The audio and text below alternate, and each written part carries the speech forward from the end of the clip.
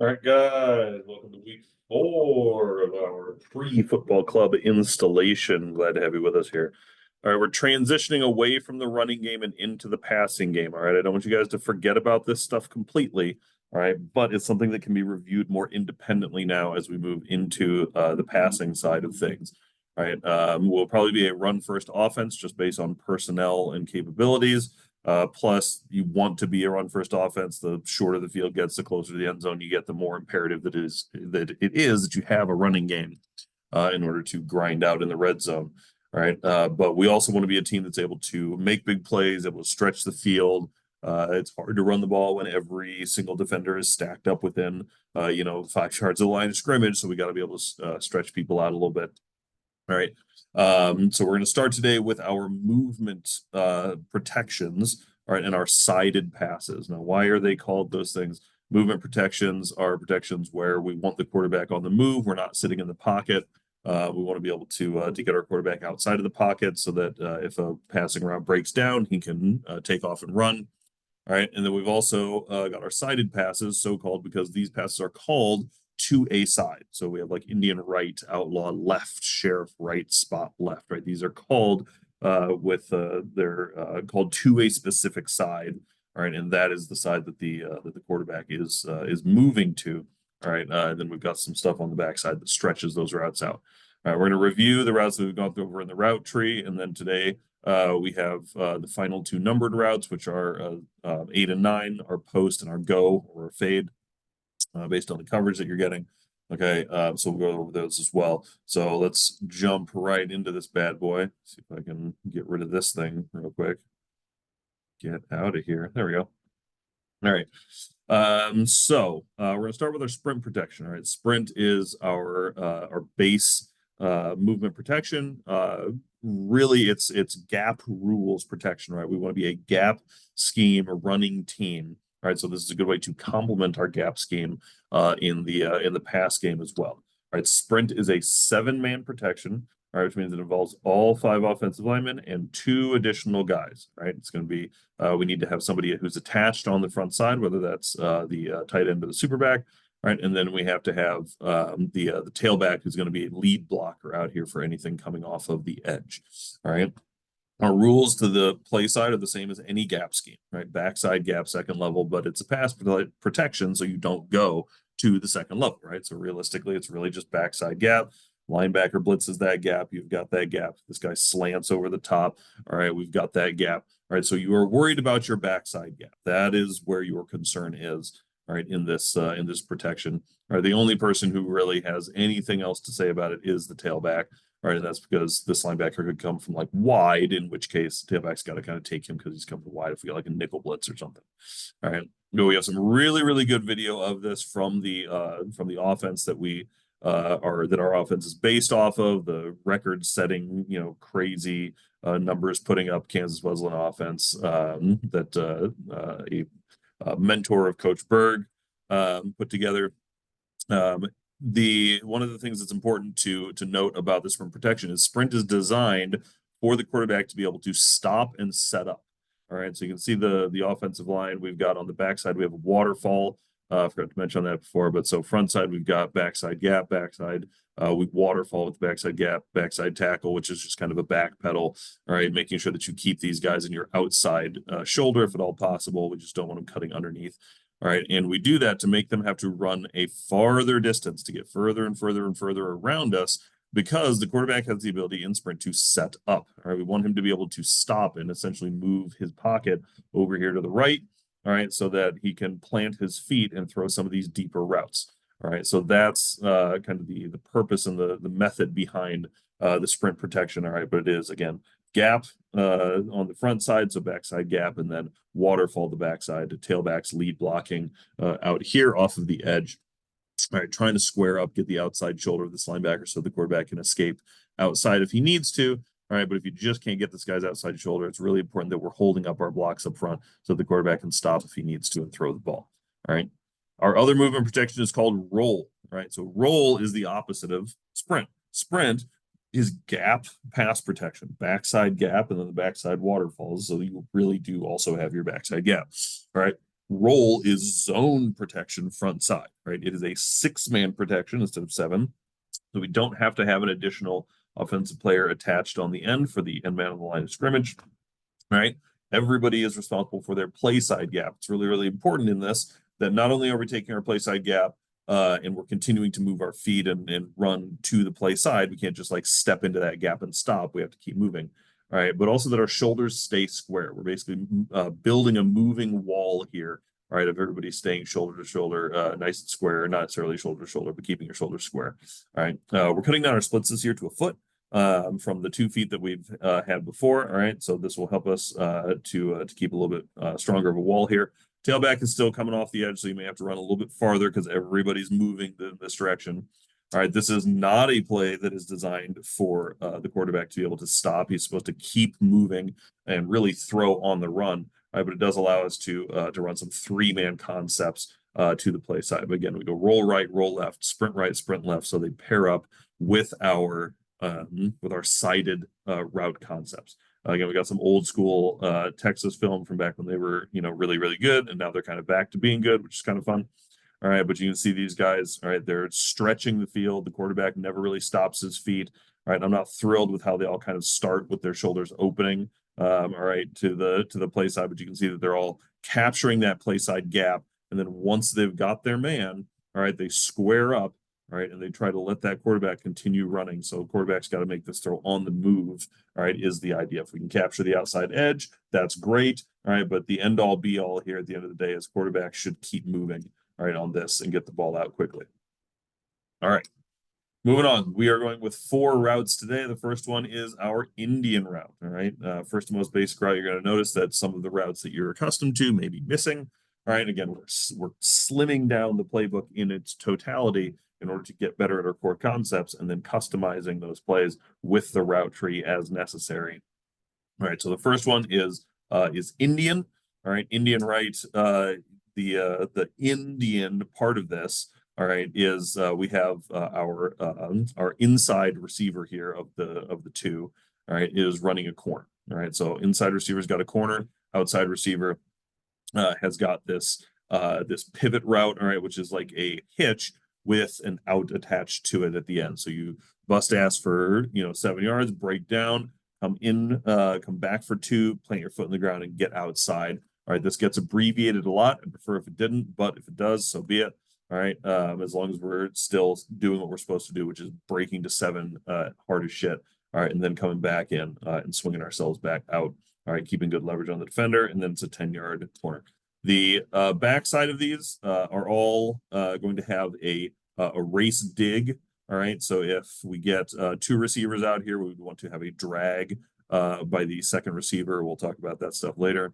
All right, but if it's a single receiver, which it will be the vast majority of the time, all right, then you guys have, if you're detached, you have this race route, which is literally just going from where you start straight towards the opposite pylon, the back end zone, the back pylon of the end zone on the opposite side of the field.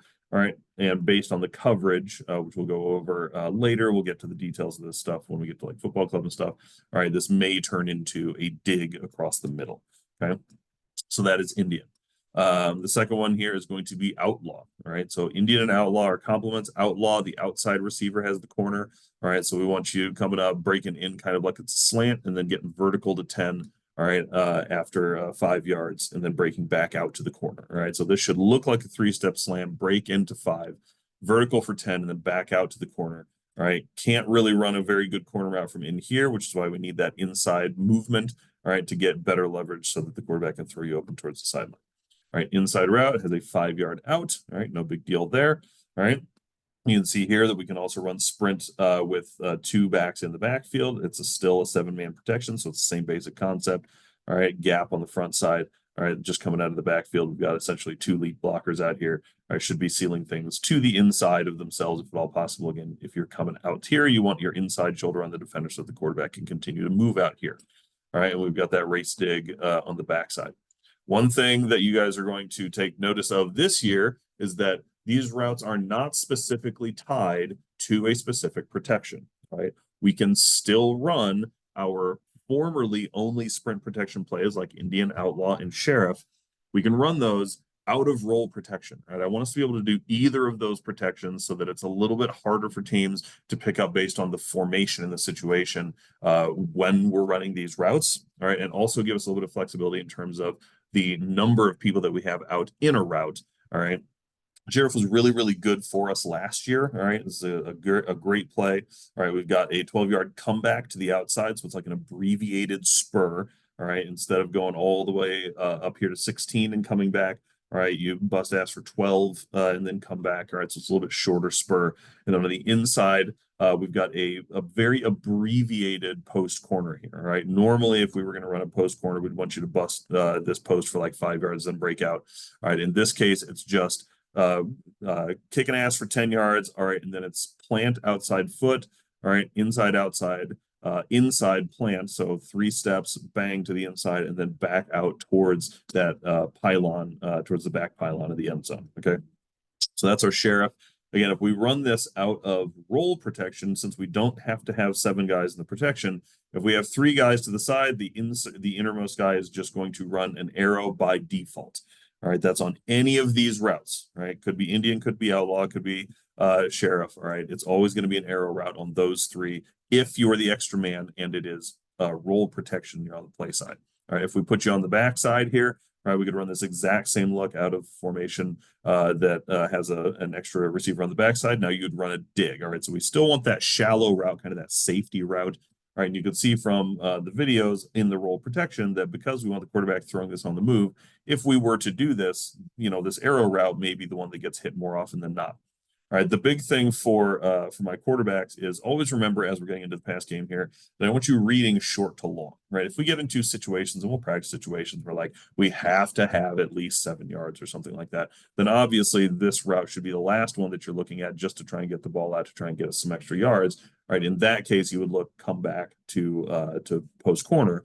All right, but on any route combination that is sided, I want you to look short to long because if we can get an easy, cheap 5 yards out of those short routes, all right, let's do that. It's moving the sticks. Not every play has to be a home run. All right, if we can put drives together, we can rest our defense, we can wear teams down. All right, we can put points on the board by chunking it down the field. All right, so short to long is how we should be looking at these pass concepts. All right. Anyway, last one for today is going to be spot. Spot is the only one that really should be, right, almost has to be run out of roll because the spot concept is a combination of these 2 routes that come to the inside. So we've got the arrow by the inside man, we've got the 8-yard corner by the out or by the middle receiver, and then the third guy is running our spot route. All right, which is kind of a reverse race, if you will. You're running in for 7 yards at a 45, all right, and then you're just coming back down to the line trying to catch this thing at about 5 yards. This is really what we're looking for. And when I say at a 45, the thing with the spot route is you're really finding an open spot. All right. If it's man coverage and you can break it at a 45 and then hit the brakes and come back, that's great. But don't think that that's the only way to do this. All right. If we're sitting in some sort of zone coverage and, a corner takes this corner and or the safety takes the corner and there's a corner out here. All right. And there's a linebacker on the inside. All right. This may not sit right here. You might not be at a 45. The linebacker may expand with the arrow route, in which case you might have to bring it in just a little bit farther. All right. You might be coming on a blitz, in which case you might settle down a little bit further to the outside. All right. So the spot route is really about finding an open spot. It's about finding the soft spot in the zone. All right. We're going to run the absolute bejesus out of this as a pass play because I really like the concept and we can customize these other routes a ton. All right. To give us some really good looks. Here's a look at an attached player on the backside. All right, if when we're attached, instead of having to race dig, we have the post dig. So in this case, it's a 10-yard post. Again, aiming for the backside pylon, play side of or to the end zone on the side that we're going. All right, and then based on the coverage, it may turn into a dig at 10 yards as well. All right, so those are our plays for today. All right, to review, we've got our sprint, which is our gap protection, backside gap, play side, waterfall the backside. All right, lead blocker, 7-man protection. All right, we've got our roll protection. All right, zone to the front side. Zone across the board. Zone is always everybody. All right, so zone across the board for the line. Tailback is the lead blocker. All right, this is our 6-man movement protection. All right, so that we can get 3 guys out in the formation if we need to. And then we've got Indian, right? Inside guy has the corner. outside guy has the pivot. All right, we've got outlaw, outside guy has the corner, give us that slant action first. All right, and then inside guy has an out. All right, we've got sheriff, which is our 12-yard comeback with a little abbreviated post corner. All right, and then we've got spot, which is arrow corner spot route. All right, and just so you guys don't think I've forgotten you receivers, you guys also have video. All right, sheriff's the only one that really doesn't because we stole it from a team at a clinic. All right, it's been very, very good for us, but we don't have film of it. I might be able to pull some film from us from last year. I'll see if I can do that. All right, but the rest of these also have video that came from the offense that these plays were taken from. All right, so you guys can also get a look. It's not always exactly the same because they change their stuff based on coverages as well. All right, but you can see kind of this pivot route here, opening up the corner on the backside or over the top of it, excuse me. All right, so we do have some examples of these plays. You can see how the pivot gets abbreviated a lot. They don't really come back in. They just kind of make it a turn and an out. All right, we'll have to play that a little bit. And again, it'll be based on your coverages as well. But either way, you got video of Indian, you got video of outlaw, and you've got video of the spot as well. All right, so those are going to be your plays for today. Coming to the route tree. Sorry, this one's going a little bit longer than I thought it was going to. All right, coming back to the route tree, we're almost done. All right, finishing up with it. So again, just as a reminder, all right, even numbered routes break in, odd numbered routes break out. Even numbered routes are signaled with two hands because two is an even number. Odd numbered routes are signaled with one hand because one is an odd number. All right. So then they go in terms of signals from low to high on the body, right? And those are based on how far you're supposed to catch that route downfield, right? So 0, we have our hitch where we keep coming back until the ball hits us in the hands. Could be all the way down here. I don't care. All right, as long as you keep coming back to the quarterback, all right, so that you don't get this thing picked off by a DB coming down from the backside. All right, so 0 is your hitch. 1 is your outside or is your 5-yard out. All right, 2 is your 3-step slant. 3 is your 10-yard out. 4 is your dig. All right, your post dig here at 12 yards. All right, 5 is your spur. 6 is your post curl. All right, so we post to 14 and then curl. All right, and 7 is your corner. All right, and then today we're adding 8, which is just straight up post. All right, so that's we're busting ass for 10, and then we're breaking across that field towards the backside pylon, trying to get over the middle of the field. All right, and then 9 is our go route. All right, that's our go, our fade based on the coverage that you get. It's one or the other. All right, but those are our deep shots. All right, so really your your corner, your post, and your fade are really the quote unquote shots. All right, but don't get me wrong, a lot of these can turn into digs, can turn into some really, really big plays. Spurs, obviously, we're catching the ball decent ways downfield. All right, so they all have their uses. They will all be used. All right, next week we'll finish up. The last 2 are super easy. It's just an arrow and a drag. We put those in there because we thought we needed them. They're pretty important routes, and they don't have a number, but they do have a signal. Again, all those signals are down here except for the drag and the arrow, which are pretty basic, right? Shooting an arrow and then something looks like dragging a body. All right, so we'll touch on those next week. But at this point, all the receivers, you guys have everything in here. Please continue to review this because it is very, very important. Will be very important to our offense moving forward the rest of this year. And get in your playbooks, excuse me, here. All right, because everything is in here. All right, you guys have access to all 4 of these and the wide receiver route tree. All right, so everything's in here for you guys. Obviously, not enough people are checking these out, in my personal opinion. All right, because we can see who all is looking at them, just in case you were completely unaware of that, right? Right now, of this installation, only 3 people have looked at all of them. 2 of them are offensive linemen. This is the past week. I expect that there will be a lot more receivers who get in here and start looking at this stuff as well. At least I hope so. All right, so that's what we've got right now. Only 2 weeks left after this week. All right, so get your tests done, turn them into Berg early if you need to. If you don't need to, by all means, I will see you guys on Wednesday. Thanks for playing.